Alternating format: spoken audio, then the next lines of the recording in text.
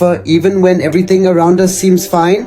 Why peace feels so far away, even when we try to live a good life? Welcome to MVR Studios, a place where ancient wisdom meets modern minds. If you're new here or haven't subscribed yet, now's the perfect time. I'm about to take you on a powerful journey through the 8 inner enemies that silently shape our lives. And let's explore the deeper truths of life together. It's because the greatest enemies we face are not outside. They live within us, silently influencing our thoughts, our actions, our destiny. These are known in ancient Indian wisdom as the Arishadvargas, the 8 inner enemies.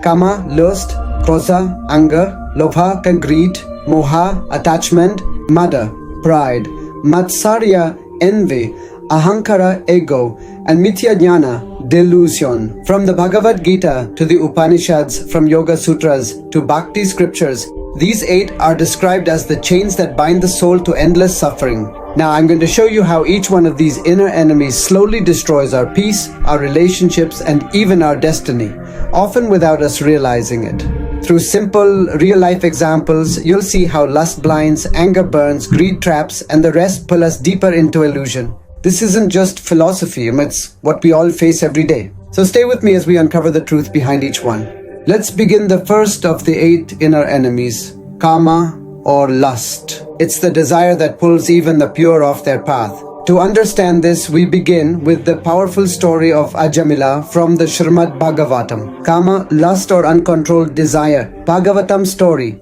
Ajamila from Canto 6, chapters 1-2. Ajamila was once a noble Brahmana. One day he saw a prostitute embracing a man and lust overtook his heart. Over time, he abandoned his wife, children and dharma, living a sinful life with that prostitute and fathering many children. At death, when Yamadutas approached Ajamila and he called out Narayana, his youngest son's name, unintentionally chanting the holy name of God. Vishnudutas came and saved him from Yamadutas, and now Ajamila was given a second chance. Filled with deep remorse, he left everything behind and returned to the forest. There he lived his final days in meditation, chanting, weeping, surrendering. Ajamila became pure devotee and reached Vaikuntha. The story of Ajamila teaches us, even the pure can fall, but even the fallen can rise, if they remember the Lord Narayana or Krishna. Now let's begin the second of the 8 inner enemies, Krodha or anger. It is the fire that erupts when our desires are blocked, and it blinds even the wisest. To understand the destructive nature of anger, we turn to a powerful story from the Śrīmad Bhāgavatam, the clash between Daksha and Lord Shiva. Blinded by pride, Daksha insulted Lord Shiva during a grand yajna, refusing to acknowledge him as divine. His daughter Sata, unable to bear the offense against her beloved husband, gave up her life in the fire. Though Shiva remained silent, his grief took form in Virabhadra, who destroyed the yajna and punished Daksha, ending his life. Later, Daksha was revived with a goat's head, only after he realized the terrible cost of his anger and arrogance. This story reminds us, Krodha burns wisdom, breaks sacred bonds, and leads only to ruin. Anger blinds wisdom and causes spiritual loss. Bhagavad Gītā says, from anger arises delusion, from delusion, loss of memory, from memory loss, destruction of intelligence, and from loss of intelligence, one perishes. The solution for anger is forgiveness, Kāma. Pranayama, breath control to calm the mind. See the divine in everyone, as Krishna does. Let us now uncover the third inner enemy, Lobha or greed. It is the craving to possess more, even at the cost of truth and dharma. To understand this, we turn to the Śrīmad Bhāgavatam, where King Riga, known for his generosity, once mistakenly gave away a cow that had already been donated. But instead of admitting the mistake, he stayed silent out of greed to protect his reputation. That one small act led to a great karmic fall. He was cursed to be reborn as a lizard, trapped for ages, until Lord Krishna himself freed him and restored his memory. This story reminds us, even subtle greed leads to spiritual downfall, no matter how noble we appear outside. Even small acts of greedy concealment can cause karmic downfall. Krishna says in Bhagavad Gītā, there are 3 gates leading to hell, lust, anger, and greed. Every sane man should give these up. The only solution is practice charity dana without ego, embrace simplicity and minimalism, practice gratitude for what you have. Now we move forward to the next inner enemy, the fourth one, Moha delusion. It is the attachment that blinds us, making illusion appear as truth. Moha means attachment or delusion. Even a great king like Bharata fell, not due to hatred, but love misdirected. Let's know from the Bhagavatam story.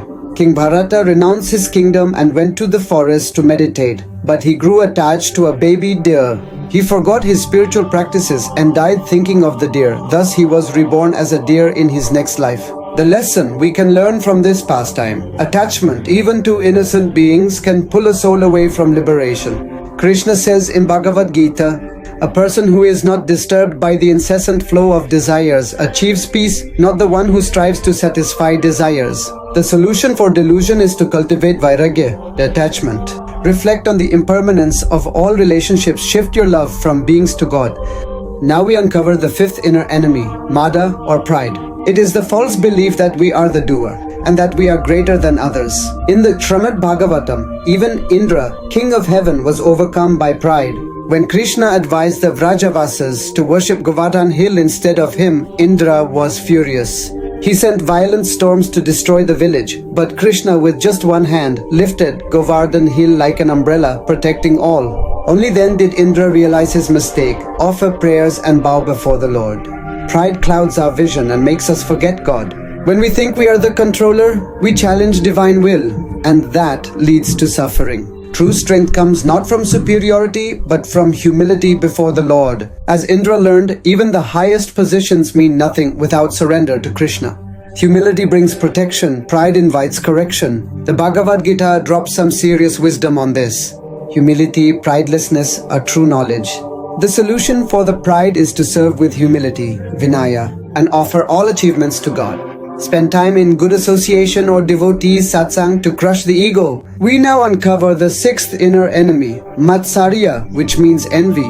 It is the silent poison that corrodes the heart when we can't tolerate someone else's greatness. In the Śrīmad Bhāgavatam, no one embodied this better than Shishupala. Though Krishna had done him no harm, Shishupala burned with envy, unable to accept his glory. During Yudhishthira's Rajasuya sacrifice, Shishupala insulted Krishna publicly again and again. Krishna patiently tolerated 100 offenses, but when the limit was crossed, the Sudarshana Chakra was released and Shishupala was destroyed.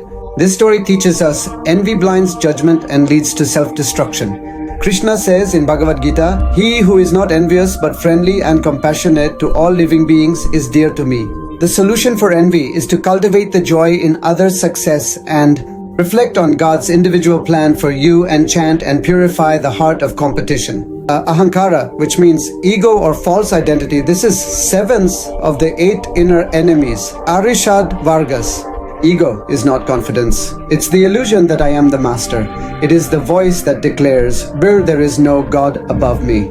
To see where this leads, we enter one of the most dramatic chapters of the Śrīmad Bhāgavatam. Hiranyakashipu, swollen with arrogance, ruled the worlds and declared himself God. He tried to crush his own son Prahlada simply because the boy bowed to Lord Narayana.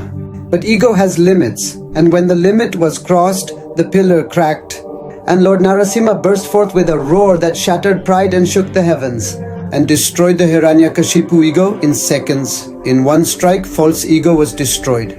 Because no matter how powerful we think we are, God is always greater. The lesson we can learn from here: false ego challenges divinity, surrender protects. Krishna says in Bhagavad Gītā, the soul bewildered by false ego thinks, I am the doer, but actions are performed by nature's modes.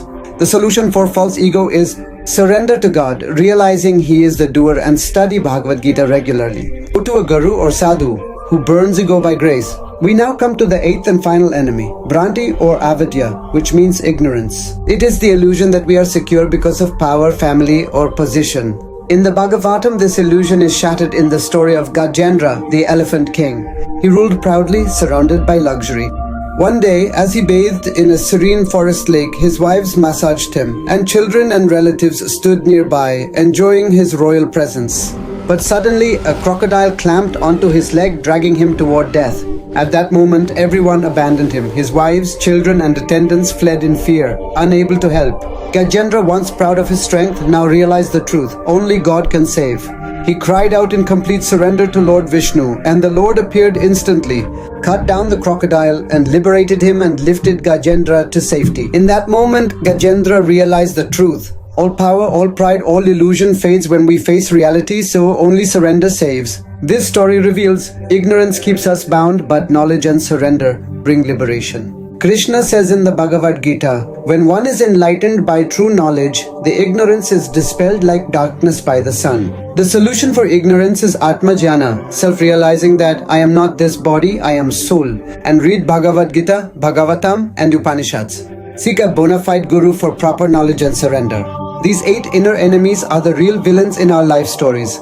Lust, anger, greed, attachment, pride, envy, ego, and ignorance do not live outside, they live in our minds. But just like the heroes of the Bhagavatam, we too can overcome them. Lust dragged Ajamila, anger consumed Daksha, greed blinded King Nriga, and attachment trapped Bharata. Pride drowned Indra, envy poisoned Shishupala, ego destroyed Hiranyakashipu, and ignorance nearly ended Gajendra. These are not just stories, they are reflections of us. The real war is not outside, it is inside our mind. And the only path to victory is surrender, self-realization, and devotion to Krishna. We made this with great effort and heart. If you found it valuable, please share it with your friends and family. More spiritual videos coming soon. Stay connected with MVR Studios.